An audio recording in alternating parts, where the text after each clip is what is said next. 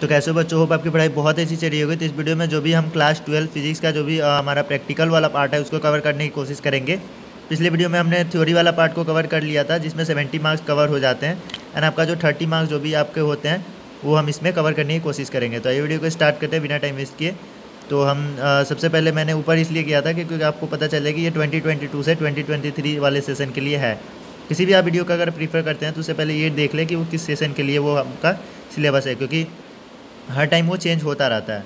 तो आपको पहले सेशन सबसे पहले वो कंफर्म कर लेना चाहिए। तो यहाँ पे आपका जो भी प्रैक्टिकल होंगे उसमें टोटल 60 पीरियड होंगे जिसमें आपको टोटल 30 मार्क्स आपको मैक्सिमम यहाँ पे आपको लिखे हुए हैं कि आपको मिलेंगे। तो आपको क्या करना है, आपका टोटल क्या आपका CBSE क्या बोलता है आपको सिलेबस में, record of at least 8 experiment with 4 from each section two be perform by the student. जो भी आपका सेक्शन नीचे दिया हुआ है उसमें से आपको लगभग एटलीस्ट 4 आपको कन्फर्म होना चाहिए। Record of at least 6 activities with each 3 from section A and section B to be perform by the student. तो जो भी आपका सेक्शन A से आपका 3 होगा एंड सेक्शन B से आपका 3 एक्टिविटी, टोटल मिलाकर 6 एक्टिविटी आपका एंड 8 एक्सपेरिमेंट आपको होना चाहिए।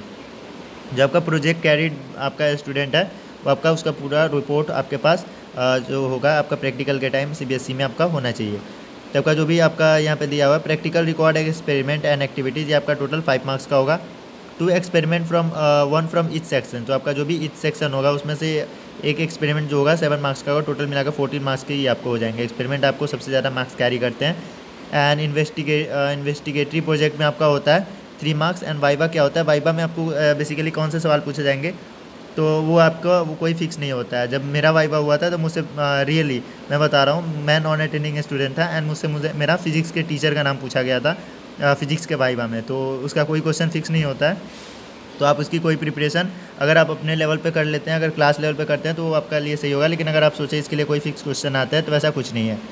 तो आपका टोटल 30 मार्क्स का यहाँ पे मैंने ओवरव्यू दे दिया। नीचे section A and section B करके आपका लिखा हुआ है, तो आपको देख लेना है कि एक्सपेरिमेंट में क्या क्या आपके हैं।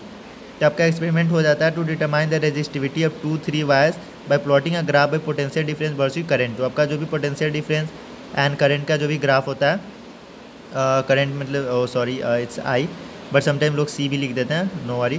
तो ये आपका होता है V और I का जो भी ग्राफ होता है उसको आपको करके आपको एक्टिविटी एक्सपेरिमेंट आपको शो करना है। तो find resistance of given wire standard resistor during meter bridge. जो आपका मीटर ब्रिज आपका जो भी चैप्टर में है वो उसके अकॉर्डिंग आपको एक्सपेरिमेंट करना है। Find the resistance of the given wire, जो भी आपके टीचर थे। To verify the laws of combination of resistance using a meter bridge. तो आपका जो भी law of combination of resistance जो भी आपका सीरीज कनेक्शन वाला है या फिर पैरेलल का, और में करके यहाँ पे पैरेलल एंड सीरीज दोनों दिया हुआ है, तो आप किसी एक का कर लेंगे तो आपके लिए इनफ होगा। तो to determine the resistance of a galvanometer by half deflection method and to find its figure of merit. तो ये आपका गैल्वेनोमीटर आप क्या होता है ये आप नीचे कमेंट सेक्शन में बताएंगे अगर आपको नहीं पता होगा तो वहाँ से कंफर्म कर लेंगे। जो हाफ डिफ्लेक्शन मेथड होता है उसका यूज़ करके आपको रेजिस्टेंस आपको करना है, निकालना है। To convert the given galvanometer into a voltmeter desired range. तो आपको एक गैल्वेनोमीटर को वोल्टोमीटर या फिर एक to convert the given galvanometer into an ammeter. तो गैल्वेनोमीटर को या तो वोल्टोमीटर में या फिर गैल्वेनोमीटर को एमीटर में आपको कन्वर्ट करके आपको एक्सपेरिमेंट एज अ शो करना है।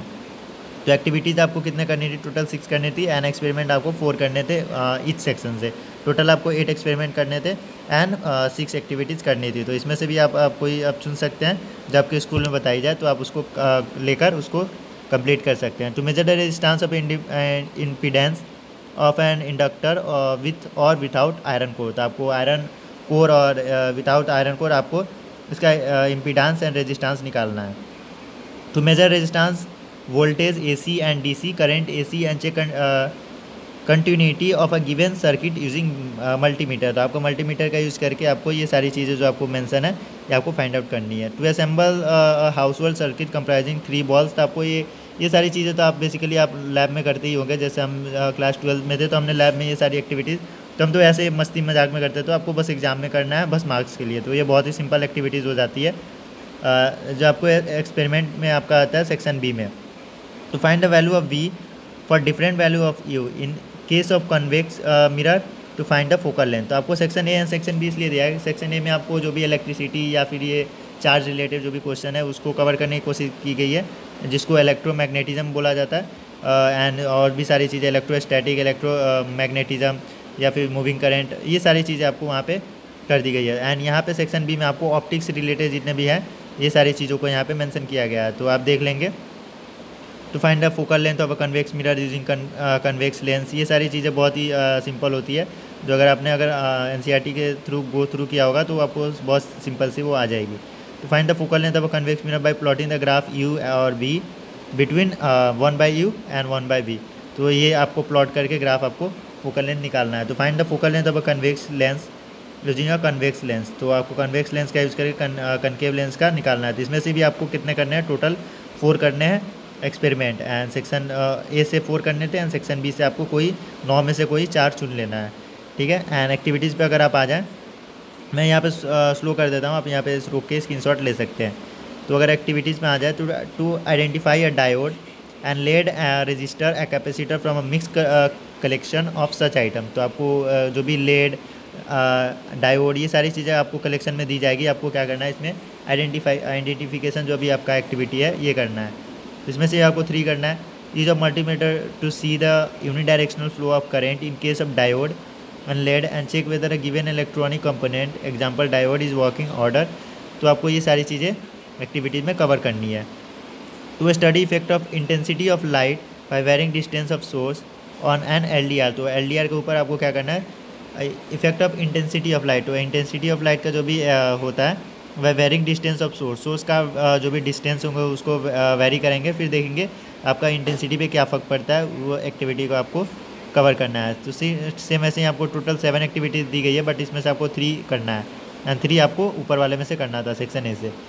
तो सजेस्टेड इन्वेस्टिगेटरी प्रोजेक्ट आपको दिया गया है, to study the various factors on which the internal resistance EMF of a cell depend, to study the variation of current flowing in a circuit containing an LDR because of a variation in, तो ये सारी चीज़ें आपको दे दी गई है। तो यहाँ पे आपको इन्वेस्टिगेटरी प्रोजेक्ट भी दिया गया है, इसके ऊपर अगर आप चाहें तो एक बार स्टडी कर लेंगे, तो क्या होता है कि आपका जो भी एग्ज़ाम होता है, जो भी वाइवा होता है, तो अगर टीचर क्वेश्चन बनाने से पहले एक बार अगर गो थ्रू करे तो उसके दिमाग में इसी से रिलेटेड क्वेश्चन घूमेंगे, तो अगर आप उसको प्रिपेयर कर लेते हैं तो वो हो जाता है। बट अगर आप फिक्स क्वेश्चन की बात करें तो ऐसा कुछ नहीं होता, वो उनके ऊपर डिपेंड होता है, टीचर के ऊपर से वो क्या पूछना चाहते हैं। जैसे मैंने ही बताया, मुझसे टीचर का नाम पूछे गए थे, मैंने बहुत सी नॉर्मल फार्मूलाज पूछे, जैसे स्नेल्स लॉ, ऐसी फार्मूलाज जो बहुत सी सिंपल्स होती है, ऐसे फार्मूला पूछे गए। तो ये सब आप एक बार देख लेंगे। तो मिलते हैं नेक्स्ट वीडियो में, till then take care and bye bye.